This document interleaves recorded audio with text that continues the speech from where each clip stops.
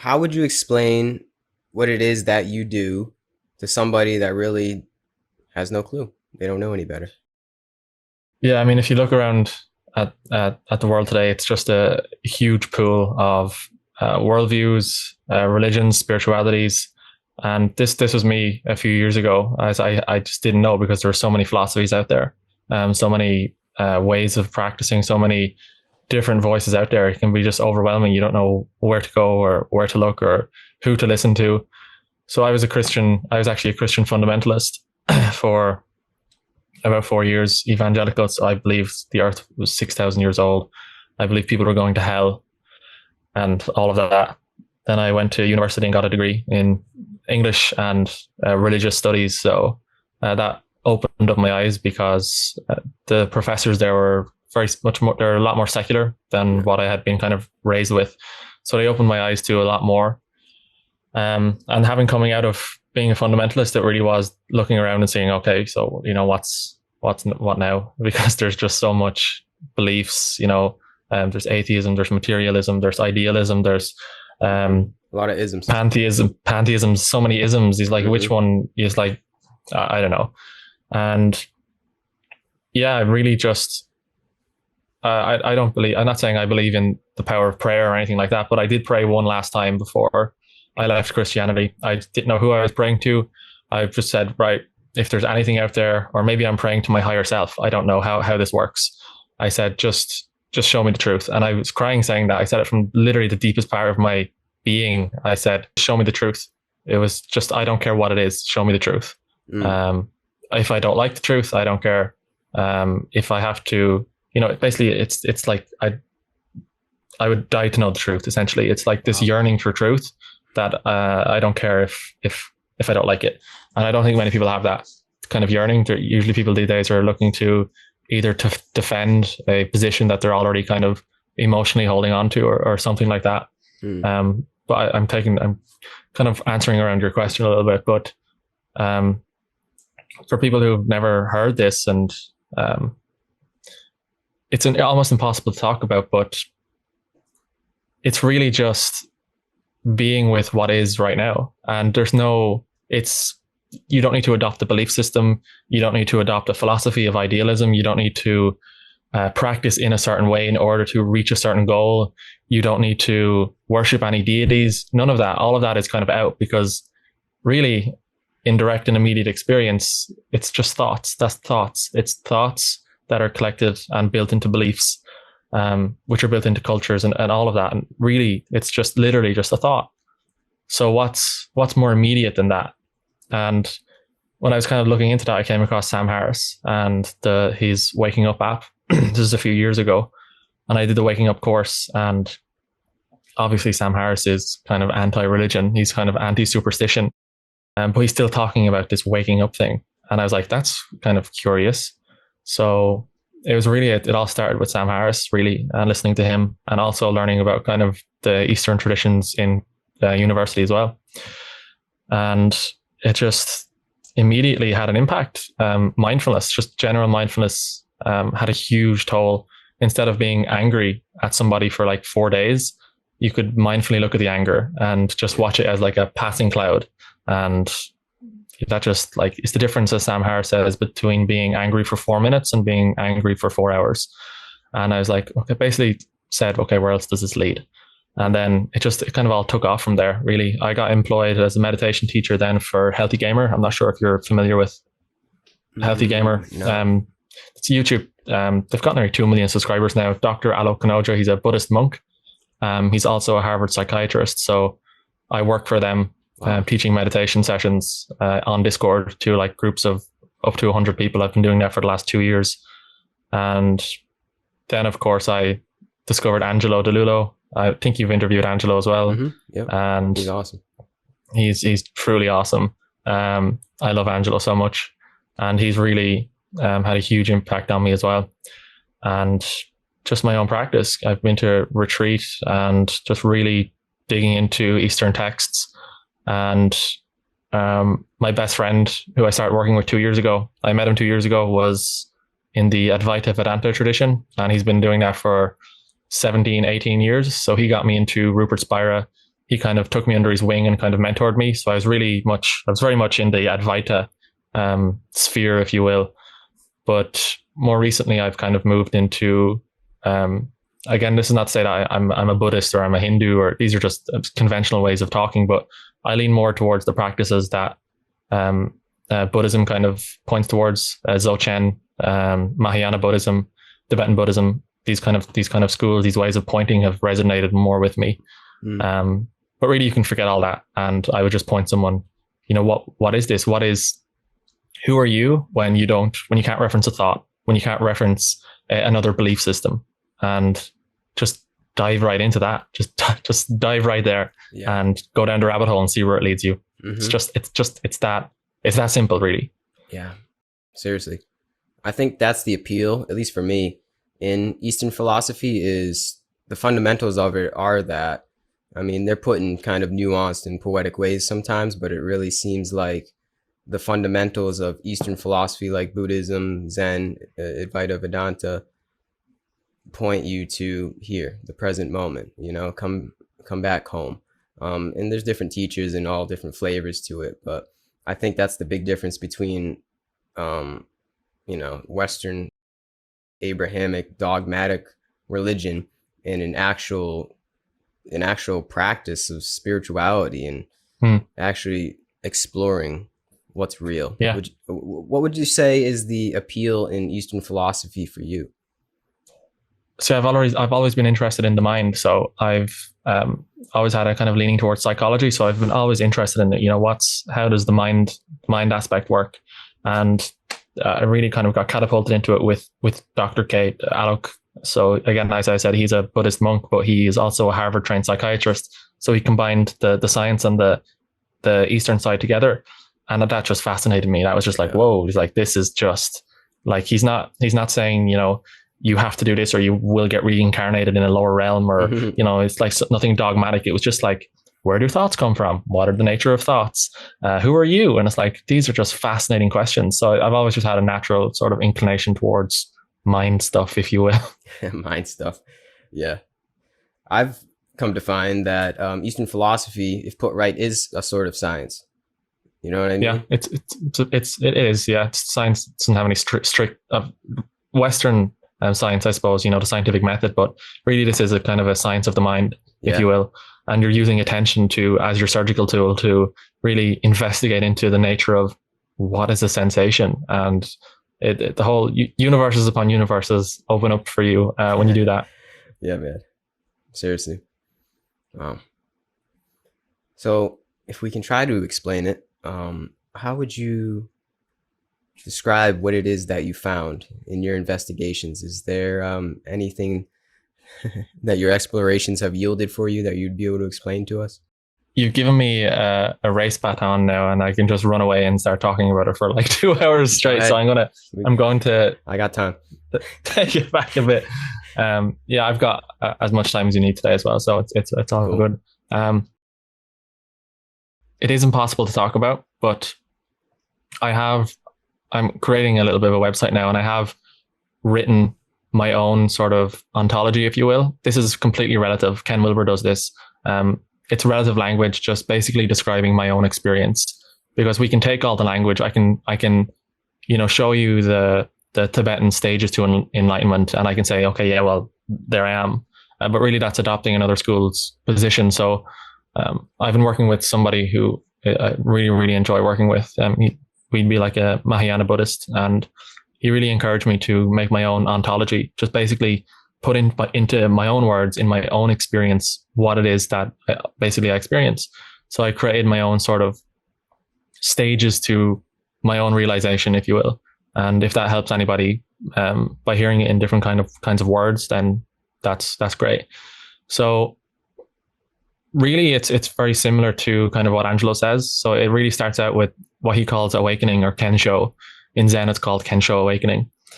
And the way I would describe this is the vast majority of people on this earth are going around identified with a psychological self. Adi Shanti calls it the psychological self.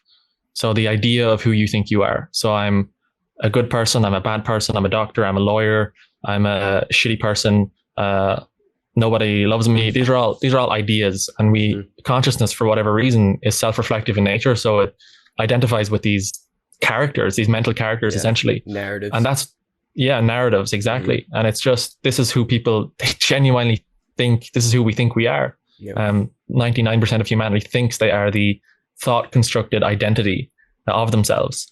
And I actually had that Kensho awakening, very strange, when I was a child, actually, into the pure experience of just being, if you will, prior to any of those concepts. So if you ask yourself, who am I? Prior to those concepts, there's some, every thought from your head right now, you'd still be here. So if you were to remove every thought from your head, every concept of who you think you are, then what's left? And to me, that was the pure sense of being. You could call it the pure sense of I am. That was the word I used to kind of like, just the pure, or the pure sense, just feeling of just knowing itself. I had that as a child, but I didn't know what it was, didn't talk about it with anybody. And then until I found Angelo, I spoke with Angelo, and he was like, yeah, that's an awake. That's how I would classify an awakening. I was like, oh shit, okay. But it was so simple, which is why I overlooked it, because I always thought awakening was some like explosive, like I'm gonna bliss out and transcend through different dimensions and, spiritual awakening. But it was just the pure experience of I am, just I, just the I, and resting as that was kind of beautiful. And then it took off from there. This happened over the space of 9 or 10 months. It happened really quickly. And then I entered into what I would call a kind of non-dual phase. And I was walking through the streets of Dublin, and the sense of I am, which I felt like was just located here, the pure sense of just me, it just began to energetically, the best way I can describe it is just began to energetically like spill out onto like everything. So the sounds, the forms, the buildings. So the pure sense of I, or the pure sense of being, was no longer here, located somewhere. It was like, it was everywhere. And I no longer felt like I was the most important thing on the street. It was like energetically kind of just got pushed out onto everything. And that's kind of what we mean by non-duality. Ken Wilber points to this really well, is if you taste the pure sense of I am, or if you taste the pure sense of the witnessing awareness, just feel that, and then open your eyes and look at a mountain or look at a building, the perception, the visual form is of the same taste. Everything is sort of made of you. And that was beautiful. That felt like childhood again. That really was it spurred by anything, or was it just happened? I'd been inquiring a lot, but it didn't make sense.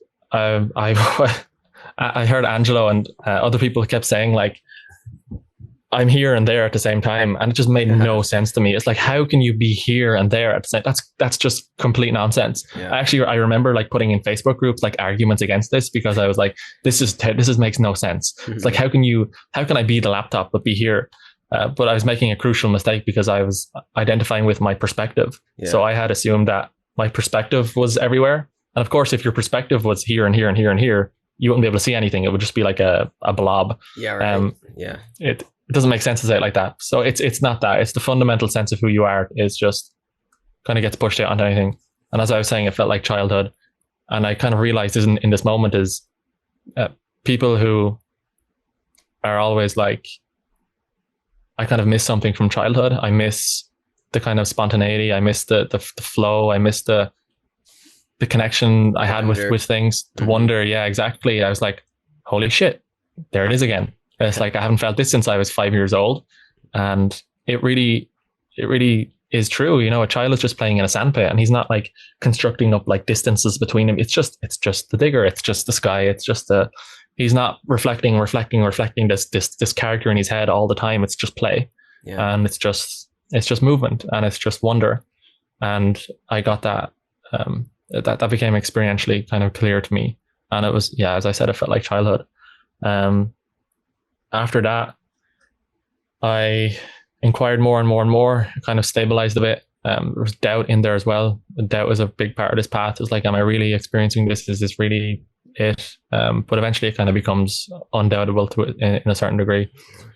And then I was at retreat. This is kind of something terrifying happened to me, actually. I was sitting at retreat, and the whole question of identity was just it's just going through my mind. I was obsessed with it. What is this sense of self fundamentally? And I just, through the rounds and rounds and rounds of meditation, um, it was like a lightning flash. It was literally like getting hit by a bolt of lightning. And it just became clear and obvious that there's no self here or anywhere in the universe. There's nothing holding the sounds and the thoughts and the visual forms and the sensations. There's nothing holding any of it together. And this might be where I might come into a clash with how maybe someone in the Advaita Vedanta tradition might describe it. But Angelo describes it as there's nothing between thoughts, feelings, sensations, and perception. It's like just them. There's no background awareness hiding anywhere. There's no space kind of holding it up like a fishbowl. And it literally felt like my whole identity was kind of falling through the cracks. I was falling through the cracks of the sensations into like an infinite kind of void. And my body reacted with huge, huge fear. I had a panic attack. I sat straight up out of the chair, walked out of the room, and I just basically started panting. And I was like, okay, I've gone too far. It's like I've done it now. It's like I'm after going over the edge here, and I can't go back. And I was terrified. But after a minute, I text the person I'm working with, and I said, this is I can't, like, I've gone too far. And he just said, sit with the fear, sit with the fear, sit with the fear. And I sat with the fear. And then after that, things just became beautiful. I didn't go back to retreat. I called up my friends and I went skateboarding. And it was beautiful. It was just seeing in that moment that there was never a self. There never needed to be a self in experience. It's as John Aston says, it's just experiencing with no sense of I behind that, kind of peering in on it or looking in on it or holding it together, trying to change it, manipulate it. It's just what's happening. And there doesn't need to be a self to manage it at all. There doesn't need to be anything to hold it all together. Yeah. And that's been probably the biggest shift for me, I think. And then recently, over the last month, I've been investigating, and even just to an even subtler degree, this thing called attention. So this is the final part I'm talking about. The attention, we feel like it's coming out of our heads towards something. So I feel like I'm paying attention to the microphone, and attention is somehow like coming out and kind of directing itself towards this. But it's kind of seen that that's literally just a construct of the mind, that you think attention is coming from behind your eyes and out towards something. And then, okay, well, if attention is not coming from the head, then where's the knowing coming from? Where's the attention coming from? And then it becomes clear. This is kind of true anatta in Buddhism. It's things are kind of self-aware, if you will. Things are known by themselves, to themselves. They're born out of themselves and die into themselves. And there's no center or locus of attention to which any of it is happening. There's no center homunculus, as Sam Harris says, behind the eyes, that's kind of receiving everything. And yeah, everything after that is quite magical. So that's my long-winded kind of short answer. Yeah. You could also say if there's no center, then everything is the center. Right? Yes, exactly. So where is the center? You could say it both ways. Two sides of the same coin. It's very paradoxical to talk about, isn't it? It's kind of impossible to talk about in a way. So yeah, that's essentially, in my own language, that's how I would describe what I've been through, basically. That's pretty beautiful, man. How could you describe why it's so beautiful? Why is that like a sense of when you get the hint that there is no center? Oh, how to describe this? You ask good questions. I've never been asked this before. I would say, so an example I use is thoughts, first of all. So before any of this, let's say I went to a party and I was really enjoying myself. It wouldn't be too long before a thought would creep up, and the sense of self would creep up beside that thought. And the thought would be like, well, you've school tomorrow, or you have college tomorrow, or you have work tomorrow. So you can't really enjoy this moment. And it's always about like something's coming around the corner, so I can't enjoy this moment. Or if I'm not enjoying this moment, then I will be enjoying some moment in the future. So it's always this cycle of like constantly being dissatisfied. But with seeing through the self, there's absolutely no relational quality to the thoughts anymore. So they're just like bubble like, appearing to nobody. So a thought can literally just be a thought. And so if I'm happy with my friend skateboarding and a thought comes up saying you've worked tomorrow and your boss is a dickhead, it's like, that's literally just a thought. It's just a thought. It's not made of anything. It's just an insubstantial shimmering, if you will. And it doesn't refer back to any sort of a center. So it's allowed to just come and go. Yeah. come and go as it pleases. And there's such a sense of freedom to that, because really it's satisfaction to a whole other degree, because it's satisfaction without any reason to be satisfied at all. There's no reason to be satisfied other than just this and this microphone and the sensations in your hands. There's no other reason to be satisfied. Whereas before, because there's a center, the center always has to feel satisfied about something, about an event coming up, or about a party you're going to go to, or the new movie you're going to watch. But since that center is kind of empty, to use Buddhist language, empty of inherent existence, it's just, you don't need a reason to be content anymore, because contentment is just the natural state, if you will. I see. And it's not excitement, it's not happiness and dopamine rushes. It's just things. It's impossible to talk about, but it's just things as they are, and things as they are just happen to be fine. Just everything's fine. Everything just is fine. Really is fine, and contentment is just there, I guess. So it's about finding maybe a sense of equanimity in all moments of our life. Yes, exactly. I love the word equanimity. Whether mind is moving in anxiety or thinking about things, or whether you're in meditation and stillness, it's no different. It's both. It's all luminous, empty mind. Yeah. So in a way, contentment is in a fly on the wall. Contentment is the dog shit on the floor. It's like contentment it's unbound, if you will. So there's no reason for it to. There's no reason for contentment. Contentment just is. Again, I'm using. It's hard to talk about in language, but that's kind of the best way I would sort of talk about it. I like that, contentment.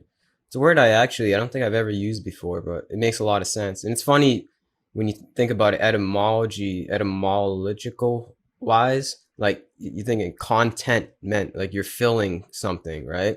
Yes. But it's ironic because you describe that everything is empty. So it's like, I don't know, there's something in there in the phenomenology of it, like the contentment that you find in the moment when you find this sort of sense of emptiness. There's something in there, Because there's nothing to fill, isn't there? There's no hidden void anywhere that you need to fill. Yeah. It's like you find contentment because it's already full. Yes, exactly. It's like, we may as well just stop the conversation and sit in silence now, because I can see like we're both like running out of language, and it's like you go to a Zen school and it's like, show me enlightenment, and that they'll like hit you with a stick across the head, and it's like, there's enlightenment. It's like I think that's what's valuable about Zen and Zen koans is they don't necessarily show you stuff. They show you what isn't. It's more of like a negative thing, and not negative as in bad, negative as in negating stuff, taking away the fluff and the noise so that one can come to reside in the contentment. I feel like a lot of spiritual prescriptions, it's like you need to do this, you got to do this, there's a certain kind of rule book, but Zen to me is like the anti-rule book in a way, You're using your immediate and direct experience. I mean, Dzogchen essentially means cutting. You're cutting through. Yeah. You're cutting through a delusion of the mind. They use these strong words called, you're delusional and you're ignorant, and there's ignorance everywhere. But it's not as harsh as they make it to be. But it really is just working in your direct and immediate experience. You don't need a rule book. You don't need And now, having said that, I have actually met people who are actually very realized people, who still are very devout Buddhists and would say, no, you need to, like, if you want to get enlightened, you have to do this and you have to practice this way. I don't necessarily agree with that, but what I would say is it's just, yeah, using attention as a surgical tool, as you said, and Zen does that so well. Just cutting through delusion, cutting through the clouds of identity and thought and all of that. And it's accessible to every human being on the planet. And you don't have to be from a culture, or you don't have to be in a certain tradition or anything like that. Maybe certain traditions will help you a little bit more than others, but human consciousness, or the nature of mind or experience, is already like this for all human beings everywhere. And so there's nobody who has special access at all. There's no information that I have. There's no information that you have that somebody else doesn't have, because it's already everybody. Everybody is a Buddha. If if a famous saying once said. Yeah, right. That's the beauty of it. It's all within. It's just so accessible. That's the thing about this. It's like, it's deceptively simple. Hidden in plain sight. It's hidden in plain sight. It's right in front of your face. It's like it's the sensation of your fingers moving across each other like that. It's like it's like, in that, if you just focus on that, it's just like, where's the edge to that sensation? What's that sensation made of? You've no idea. It's a total mystery. Is there any identity in that sensation? Is that sensation going anywhere? It's like woo. It's like pure mystery. It's like right there. What would you say are the biggest, how do I put this? What hampers us from being able to find that contentment? Why do we seem to go astray and not see this quote unquote truth that is in plain sight? Maybe you can speak personally, like, what took you away from that? What do you think, what's holding us back? It's a really good question, and I can only really speak from direct experience. Again, there's you can kind of talk about the philosophical reasons or the psychological reasons, but experientially for me, I found that really the suffering is really has to do with solidity, and that first of all starts with believing that there's a solid, independent self that has a core, and that there's solid, independent world out there that is interacting with that solid core, and they're coming into clash, and they're kind of fighting against each other all the time. Oh, yeah. Life isn't going my way. This thought is disturbing me. This person said something to me. I don't like this job that I'm in, and it's making me miserable. This emotional anxiety is solid. It's real, and it's happening to a real solid me. And it's just this constant push against each other. And that's like that for everybody. It's self and object, always just in constant kind of battle against each other, an illusory sort of battle against each other. Yeah. And what's born from that is just a whole system of generated thought that constructs up even more identities and even more hypotheses about how my life is going and how it should be going. And then you throw time in there, so time is also a solid, real thing. And basically, that's the short answer. It has to do with solidity. And once you see the emptiness, inherent existence of like a self, and then the world kind of begins to empty out slowly after that as well. It's like, it's no longer this clash between a solid self and a solid world. It's just like, everything is more airy, if you will. Life isn't taken too seriously anymore, because you just, attention tries to look at a thought that's causing you anxiety, and it's just like, you can't even find the location of the thought. You can't even find what it's really made of. You can't find its edges or its borders. It's like a cloud of mist. Again, it's kind of just lost its solidity. And I really think that's, just speaking from experience, I really think that's kind of it. It's just, it has to do with solidity, both of the self and of the external, seemingly real and solid world. That's kind of how I would experientially answer it. Solidity. Yeah, that's good.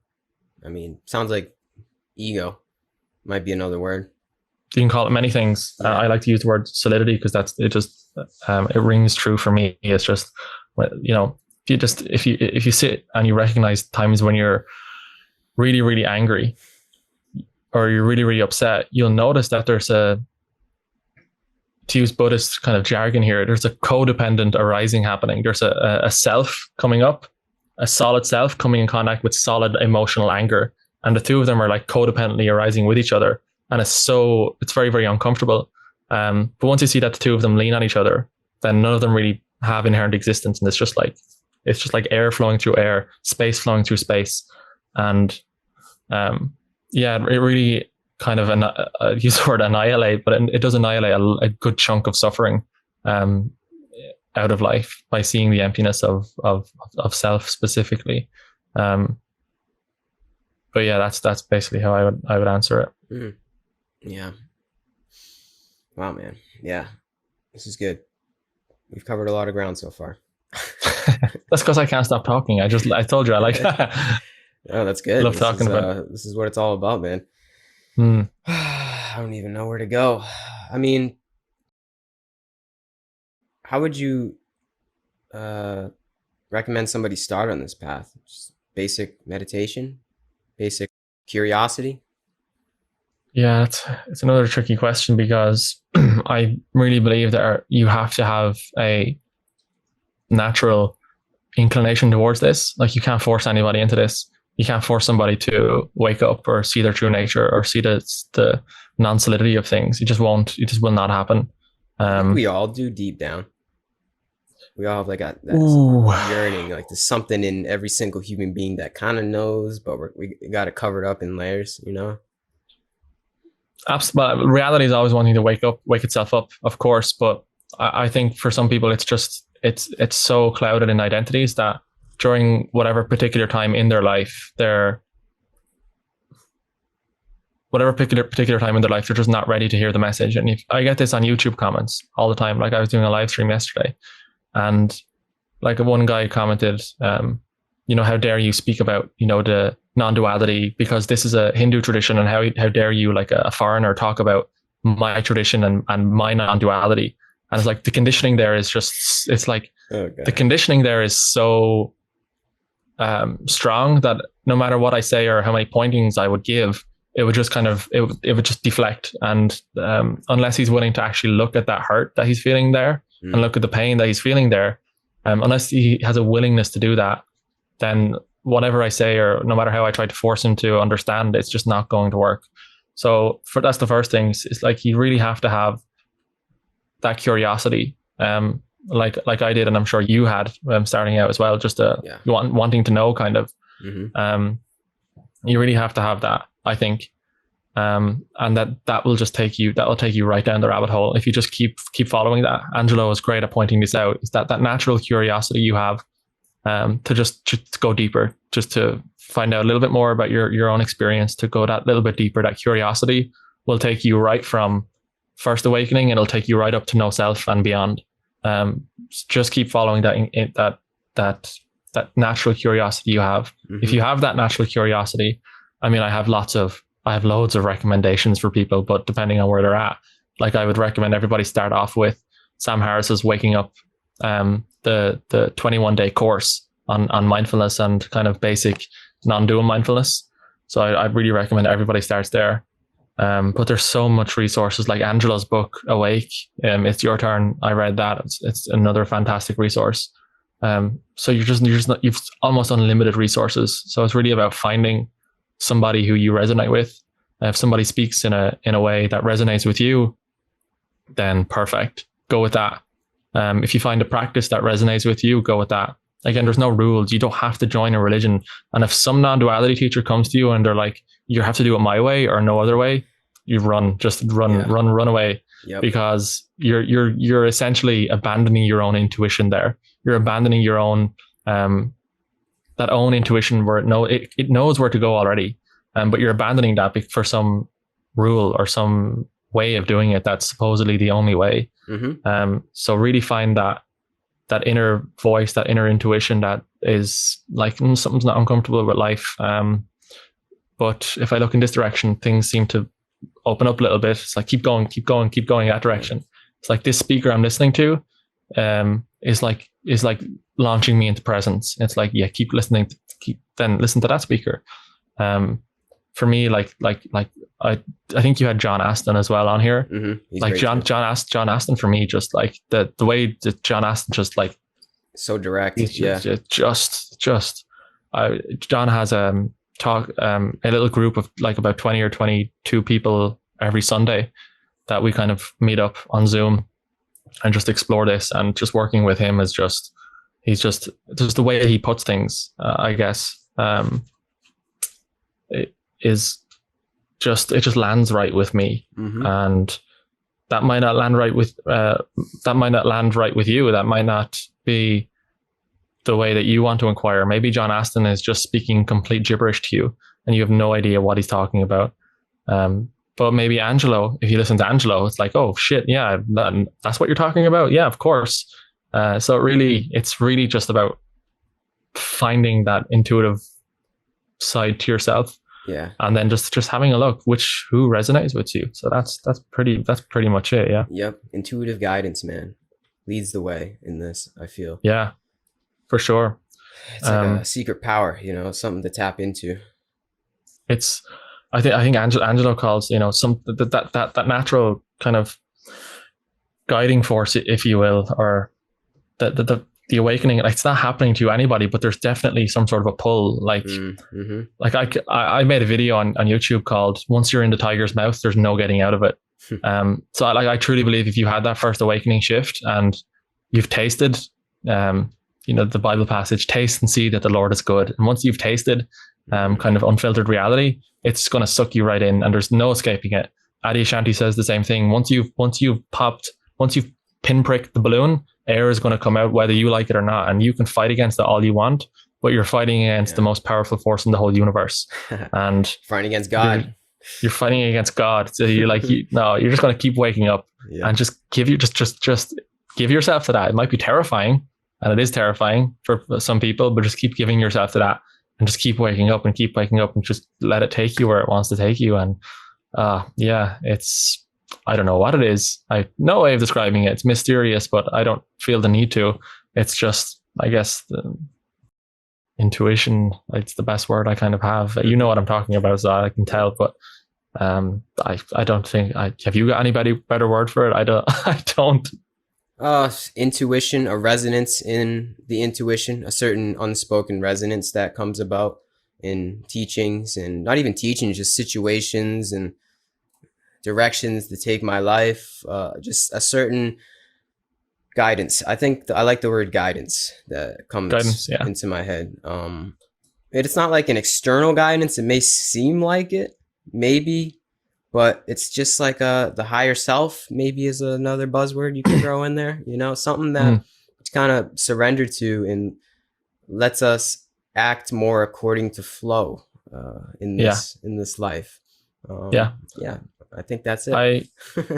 It's strange. It's very, very strange, because I'm in no way kind of dogmatic, or there's a lot of kind of beliefs that get added on to Buddhism, like higher realms, and the bodhicittas and the Buddhas are kind of existing in different realms, and there's hell realms, and there's all of this, and you can give salutations to these kind of these other beings, these other Buddhas and things like that.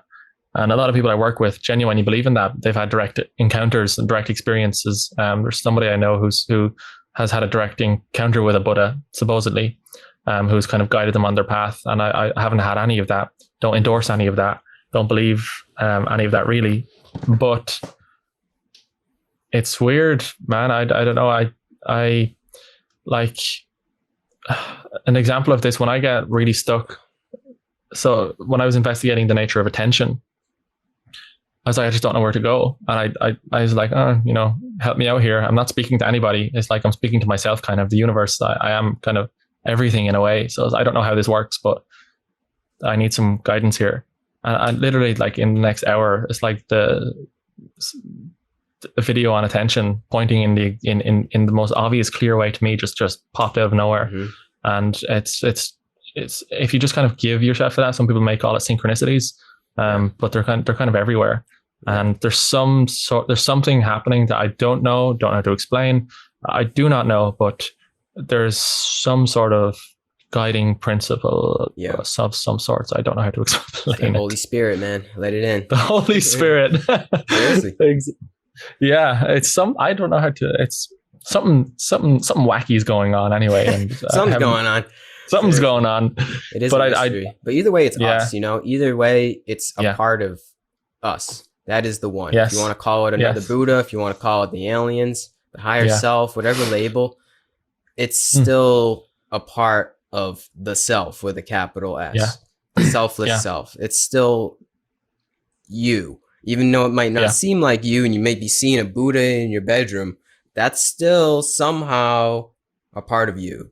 And I think that's how I reconcile that. I've never seen a Buddha, I don't think. I don't know. But it doesn't really matter. At the end of the day, I know if I did see a Buddha, I'd kill him.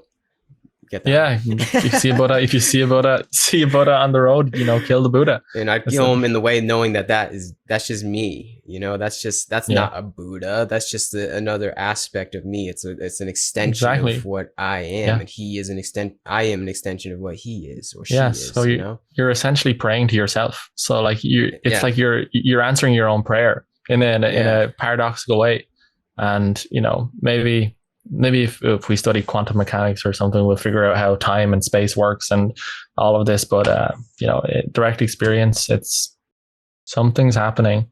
And I'm just going to leave it at that. Something's happening. But we could go down we could go down all sorts of rabbit holes on that. And I'm especially weary because of my dogmatic background in kind of Christian fundamentalism and the role that Yeah. kind of dogmatic beliefs have played in my life. And they don't land anywhere anymore. And I don't really, it's not to say I don't have time for them, but I don't, if you're coming to me and say that you need to follow Shiva, and if you don't pray to Shiva, then you're not reaching non-duality. I'm like, no, that's just beliefs. And I'm kind of weary, obviously, because of the dogmatic background I came from and telling people, if you don't believe this, you're going to hell. It's like, no. Yeah. No. I get that. I totally understand that. It's what it is though is those dogmatic beliefs are really just a bunch of fingers that are pointing at the moon, and everyone is mistaking those fingers for the moon. But I think in their essence, it's actually truthful if you can look at those with a keen eye, whether it is Christianity, whether it is Hinduism. They're all pointing toward the same thing. All of these isms that we spoke about before, they're all pointing toward the same thing. The key is just to not get lost at what the pointer is, Exactly. That's a great way of putting it. It's just another way of saying that is we just get lost in the beliefs and the descriptions of things compared to how things actually are. Yeah. So we get lost in the description of non-duality rather than the felt experience of it. So a description of non-duality, if you're solely focused on a description or a philosophy of non-duality, then that could easily turn into a cult. It could easily turn into a description or a set of beliefs around non-duality, and it can do this and it can do that. If you're operating in that realm, you can go full cult mode. But like none of that is here in direct and immediate experience. None of it. So just as I said, go back to that intuitive sense. Go back to the sensations. Go back to the smells, the sounds. That's what you're investigating. You're not. That's all that's needed in a sense is just this immediacy, if you will. That's all. That's all that's needed. Hard to talk about. Yeah. Amen. The immediacy. I like that. I love using that word as well. It's just pure immediacy. Like immediacy isn't even the right word, because like a lot of spiritual people will grant that the past doesn't inherently exist or the future doesn't inherently exist. But here I am, like a little person in the present, and a lot of this is Eckhart Tolle, the power of now and come back to the present moment. But it's far more paradoxical than that in a sense, because if there is no inherently existing future or past, then there really is no present either. If there's no right or left, there's no middle, and you can kind of see that in direct experience, because like you try to say, okay, now is the present moment. Now, the second you've said that, it's gone. It's like yeah. Now the thought has arisen, but the second as you're saying that, it's gone. As Yeah. John Aston says, reality is creating and destroying itself simultaneously. There Yeah. isn't even room. There isn't even room for a present moment, and that is. It's like you just you try to put your finger on. It's like, okay, that's what a sensation is. That's what a thought is. The second you move, the movement of the finger, the very millisecond it starts, it's already gone. It's already going. It's dying and being born at the same time. So the nature of this of immediacy is, I love the word immediacy, but it's not pointing towards the present moment. It's pointing towards, like, yes, the present moment, but like the present moment is far more radical than people, I think, first realize, but that they will come to realize, I think.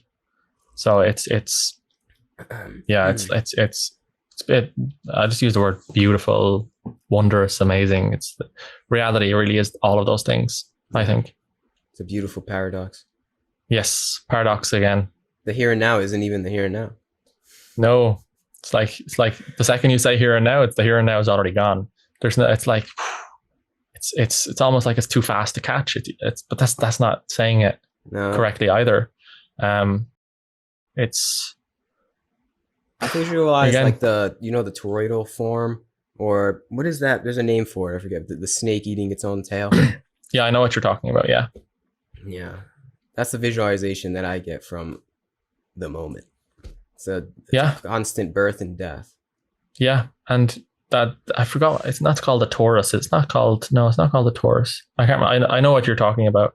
But that snake eating its tail. Yeah, it's just eternal creation destruction. Yeah, it's on the tip of my tongue. I can't. Just for us and the audience, snake eating tail, the Ouroboros. Ouroboros. There we go. Bingo. That's such a beautiful.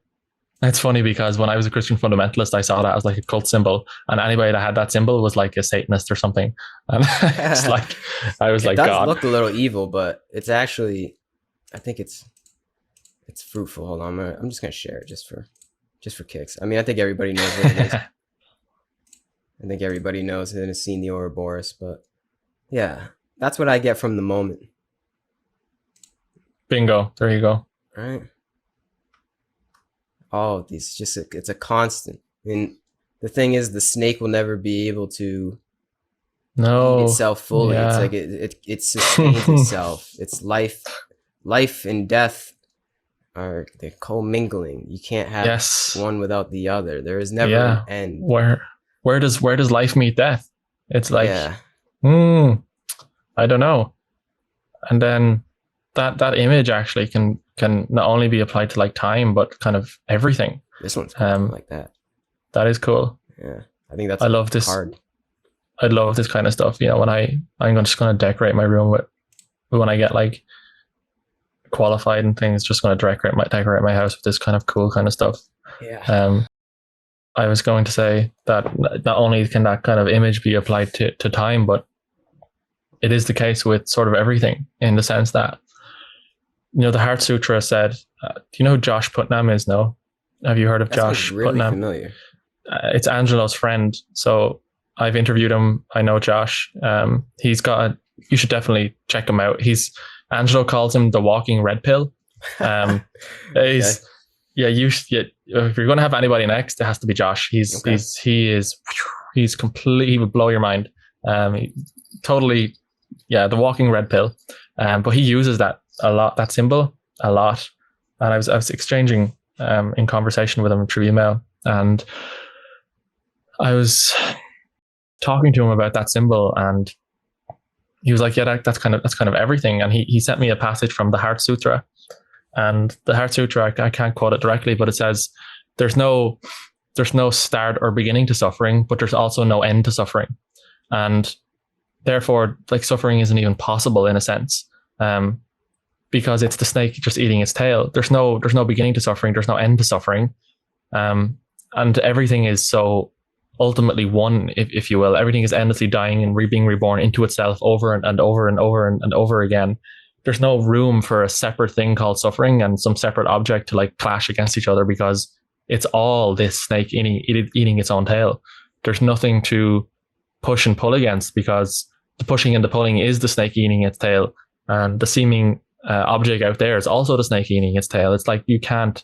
It's just the whole thing is the snake sort of eating its tail. Is that the Heart Sutra? There's no beginning to suffering. There's no end to suffering. Mm-hmm. Paradox. It's a paradox. No beginning to suffering. No end to suffering. What's left? It's just this, Mm-hmm. just this. And then it's like when he sent that email, I was like, yeah, wow, goddamn, goddamn, Josh. That's what it's all about, man. Transcending our so-called suffering. It seems like this is what the path really leads to. It's transcending, the I don't know, the seeming suffering, even though, I feel as though the suffering is what kind of catalyzes us onto the path, though, Oh, 100%.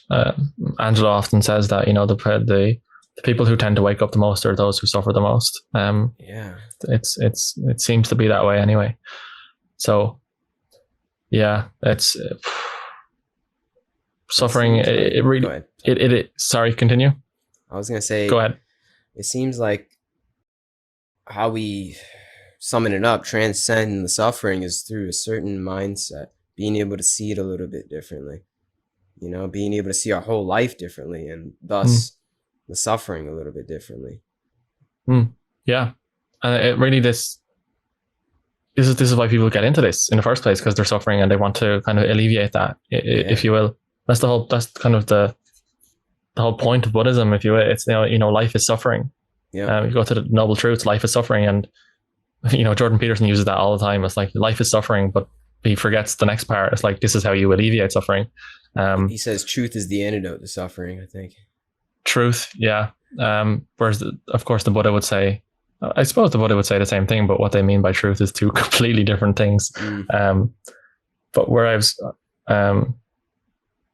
going, that is it really does propel you, and even in deeper stages of kind of realization, the pain even seems to be the greatest vehicle for investigation, or the greatest sort of mode of investigation. For me, that I lost my mother to suicide when I was 8. So ever since then, for the last 24 years, it's been always anxiety about like something bad is going to happen to the people I love. Obviously, it's a trauma response, and even after awakening, it was still there. Even after the non-dual phase, it was still there. But I was sitting out meditating on a deck one day, and the fear was coming up. My partner kind of wasn't texting me, and I was like, the thoughts came up like, has something happened? Maybe the car crash, or like these have been my thoughts like every day for the last 20 years. But now, again, when there's no self, it's like the thought came up, and it was almost like the suffering was the perfect thing to just investigate the nature of reality. It was more perfect than anything else. It was just the arising of a thought. Here's the thought that I've been suffering with for my whole life. Here we go. And it's like, well, try find a thought. Who's that thought relate to? Try find the edges to the thought. And it's just missed. And then right back down, just calm in the body. And it's like, whoa. And it kept coming. But each time it was like, where's that going? What is that thought? And I don't know. It seems like suffering is kind of the perfect thing to investigate. That Josh was describing when he went through this awakening experience, not to give spoilers if you're going to interview him, but he said he was feeling pain, and so much pain for like days on end. And one day he decided to just really sit with the pain. And it's almost like he went right to the center of pain. He went so into pain that all there was pain. And it was like kind of being held by tentacles. And the tentacles, when he went into the center of pain and all there was pain, the whole universe was pain, everything was pain. It was like the tentacles, and that just released their arms like that. And Josh says all the time, it's like, if all there is pain, then is there actually pain? Because there's nothing to reference it against anymore. Ooh. So you dive right into the center of pain until that's all that exists. That's all that's left. And you realize that it's empty, and all there is pain. And if all there is pain, then there isn't actually pain at all. If all there is suffering, there is no suffering because there's nothing to reference it against. Wow. And that was his awakening experience. Is super powerful. But pain, it seems to be a great great means to investigate this, I think. Wow, that's good. Oh, I never really heard it put like that before, where if everything is suffering, then there is technically no suffering, because there, how do you call it suffering? How do you know anything else other than that? Is it Yeah, really exactly. suffering? Suffering is on it. Suffering is a distinction. Yeah. Yeah, a distinction. That's good. To say There's this a isn't me, this isn't it. yeah. That's the suffering. Wow, that's great. Josh says we define ourselves by what we are not, and it truly works like that. And having that word distinction, there's a great book I'd recommend to anybody listening to this. It's called The Genius of Being. I'm not sure if have you read or heard of the. No. It's a 3-part trilogy series of 3 books, but the last book is called The Genius of Being. I forgot the author's name. But he really talks. Yeah, look it up. Thank God for internet. You're like the Jamie and the Joe Rogan combined into one. Yeah, right. The Genius of Being, contemplating the profound intelligence of existence by yes. Peter Ralston, the great Peter Ralston. Oh, you know Peter? Yeah. Oh yeah, I've actually talked to his contemporary, Brandon something. This is a while ago. I asked Peter to come on, but he said he doesn't do public appearances anymore, so he sent an agent. It's Brandon. I forget his last name. I apologize if he's listening. Probably not, but I apologize. And interesting, the cover is a toroidal form. It's like it's a, you know it? It's like the yeah. It's kind of what we were talking about. It's the yes. There you go. Constants, the spiral that is dying into itself. Yeah. But at the same time, it's coming alive on the other end. Interesting. If you were to see that picture right there as like a painful emotion, it's like go right into the center of that and see what's there. Yeah. It's like, whoa. It's like, Peter goddamn. Ralston's something else. If anybody really wants to get to the juice of this thing, go into Peter Ralston's talks and his writings, because this guy is direct as direct gets. Oh, he really is. I've only read those 3 books. I haven't. Do you have any other recommendations in terms of his videos or books or writings? I just know Peter from his videos. So yeah, I actually don't. I don't think I've read anything. Maybe just some stuff online. I never actually went into his books, but if you see some of his interviews that he's done, there's just something about him. There's the resonance that we spoke about with this guy. You can tell, like, oh, he knows something. I don't have any specific videos in mind. There's on his channel short excerpts from talks that he does. So I would just recommend that. Go on his I think it's his actual channel, and just look at I think it's like certain inquiries that people have, and then he answers them. And he just answers them in a very succinct way, very direct way, direct transmission. Yeah, he's wonderful. Yeah. But in that book, The Genius of Being, he talks about distinctions, and clearly there needs to be distinctions for you to operate in the world. There needs to be a distinction between different colors, different relative distances. Language essentially is just distinctions. You're creating distinctions between hot and cold, all of that. But kind of what we're talking about, this kind of absolute view.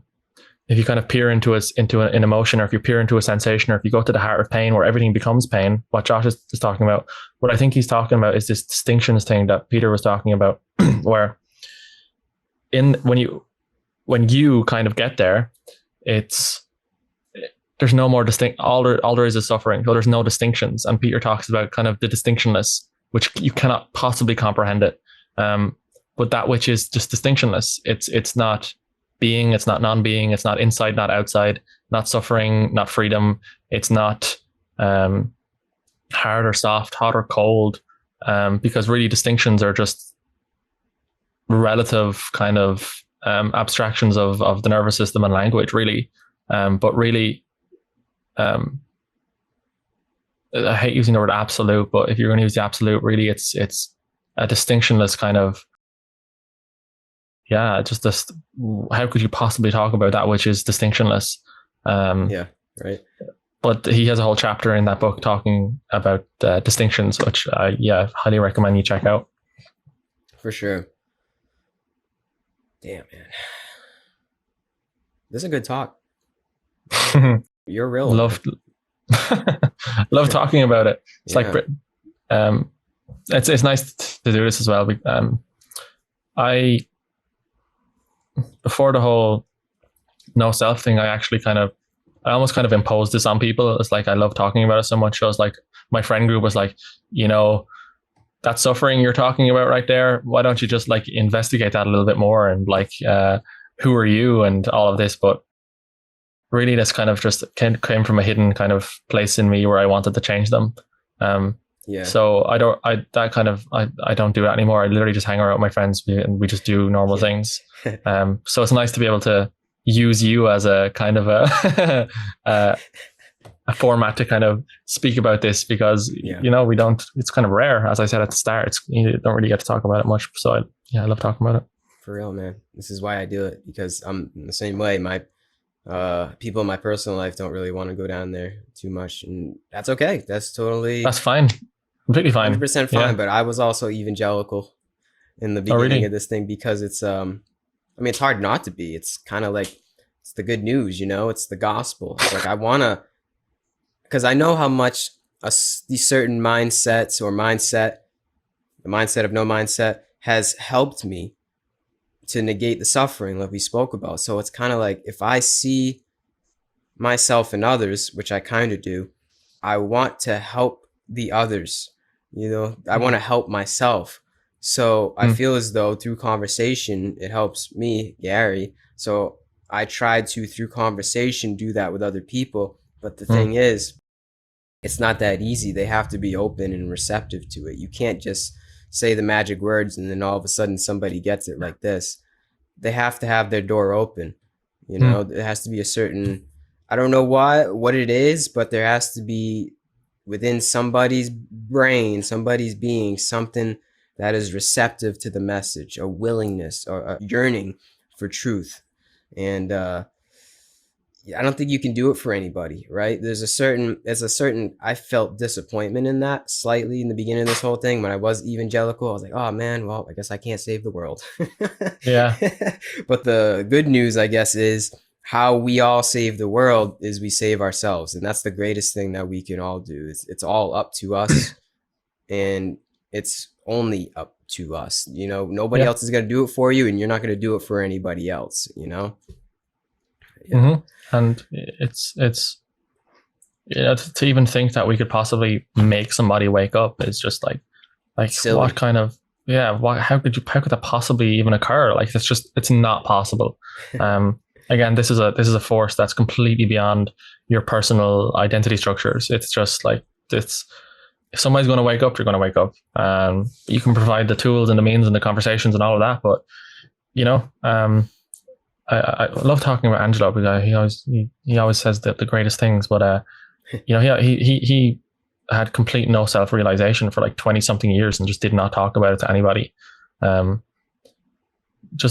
didn't feel any need to. Only if somebody like came up and specifically asked him about it, then he'd talk about it. But really, as you said, you just have to have that receptivity, and that comes, you can tell by talking to somebody. It's like, oh, what do you mean by that? It's like, I kind of like what you were saying there.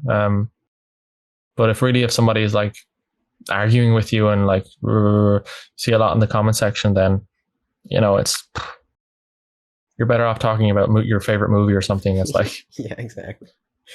Yeah. Yeah. That's the beauty of this thing, man. It's that, I think I already kind of said it, but it's all up to us.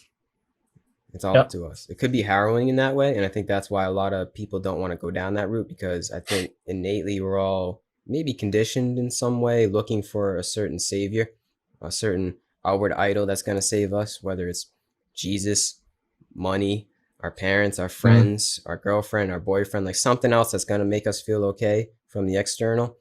So I think when we realize that that's not it, that's not the truth, nothing from the outside world is going to bring that contentment. I don't know, that's like a barrier that's hard to cross. I feel like we've been conditioned in that way for our whole lives, maybe lifetimes, and it's just hard to break through and pierce the veil in that way. um, but Completely agree. Yeah. yeah, that's but when you do find out that like it's all within, yeah, it can be scary at first because there's something in our brain that is just so concrete that that is the, the ideal life is the quote American dream or the Irish dream. And it's There's no not. Irish dream. It's not. I don't think there's any American dream anymore either, if there ever was. When we figure out that that's not it, there is a certain kind of fear. It's like, oh, I've been living a lie my whole life. This whole time I've been living a lie. So yeah, I can understand why there's fear and people don't want to go down that route. But I think when you embrace that fear, you go straight into it. On the other side lies that true, undescribable contentment in peace that we all do, I think, yearn for in the external, but really is only found in our own inquiry, in our own selves within. Yeah, exactly. And it comes a lot down to, if I wasn't to recommend kind of spiritual practice or looking into the nature of your true being or your true essence or who you truly are, the next thing I would just recommend is like emotional work. It's like, so people are so like terrified to go inside, and it's just resistance upon resistance upon resistance to emotions, and it turns into trauma, which turns into the ways you operate and treat other people in the world. And trauma can be so bad that you're just like, relatively speaking, a horrible human being, like a monster, essentially. And just people to even do that work is difficult. People don't want to even. Some people are so hesitant to even go to see a therapist because they just do not want to see what's inside of them. So it's just built in to just Western culture, I think, and really all around the world. Yeah. I don't know if you know David. One of the first spiritual books I read, which kind of propelled me into all of this, was David Hawkins. I'm not sure if you're familiar, and his book Letting Go. Mm-hmm. I don't know the book, but I know who he is.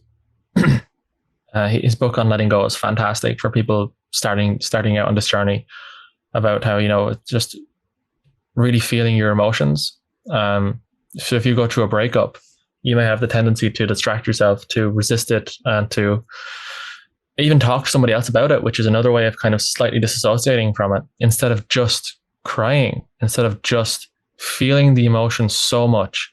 I seen a quote the other day: "Hurt until it can hurt no more," and it's like just right there. And that was kind of my first taste into emotional work, if you will. David Hawkins is great. Don't agree with his other kind of weird things he says about his consciousness model and things like that. But spiral dynamics. Yeah. But for the emotional stuff, it's great. Yeah. That's the beauty of the time we live in, man. There's so much, there's so many resources for us to be able to dive into. And a lot of it probably we're not going to resonate with, but also a good amount of it we can resonate with. And the beauty is that we have the freedom to explore what does work for us in our circumstances and our karma and go with it. And there's so much, man. There's so, like, it's just, it can be a little overwhelming when you think about it, because it's like, where do I start? Yeah. But really, once one does, personally speaking, find a certain direction, certain things that resonate, that kind of like that pull you in more than others, it's actually easy. It's not, I don't know about easy, but it's like it becomes like a smooth sailing process on how to look. Like, where to look and how to look when you need guidance. And we have it like this at our fingertips.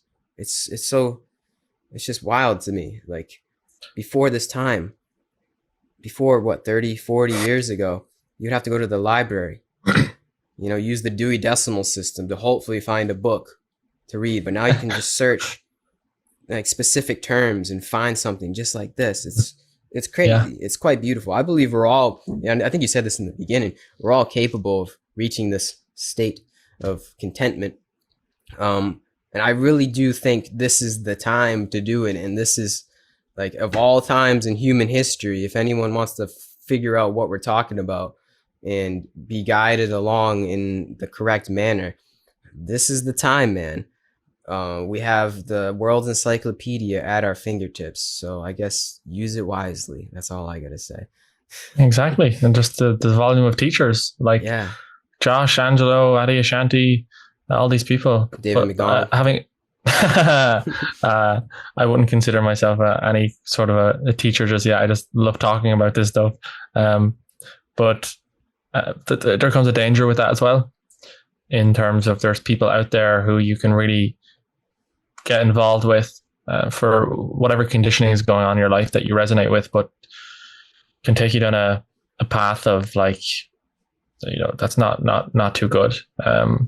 It's very spiritual, kind of culty kind of Yeah, teachers out there who will strip you of all your money and make you pay for this and that, and it's like, it's you have to have some sort of a discernment as well. But as I said at the start, if you have that yearning for truth, regardless of what you think of it, and regardless if you don't like the truth or not, if people are listening to this, if you just pray from the bottom of your being, just show me the truth. I want to know the truth. I do not care if that is literally the most despiteful thing that I have ever heard in my entire life. If it's the truth, I want to know the truth. If you genuinely pray that, I think you're in for a ride, I think.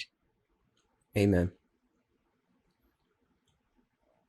You know what, man? I think that's a good note to wrap this thing up at. I think we started off on that. We started off on your prayer, and I think that's a good note to come full circle. Come full circle. Yeah. Do you Wonderful. have anything else you want to say, or you want to just keep it at that? No, it sounds good. It was kind of came full circle perfectly. So I think that's great. I really enjoyed it. Yeah, as I said, I love talking about it. Great host as well. So yeah, thanks for having me. Thanks for coming on. Wonderful talk. Thank you for anybody that listened this long. And hey, man, keep doing your thing. You're a real one. Appreciate you coming on and spreading your wisdom, sharing your time with us. Yeah, keep on keeping on. Thanks, man. That's it. Peace and love to you. Peace and love to everybody.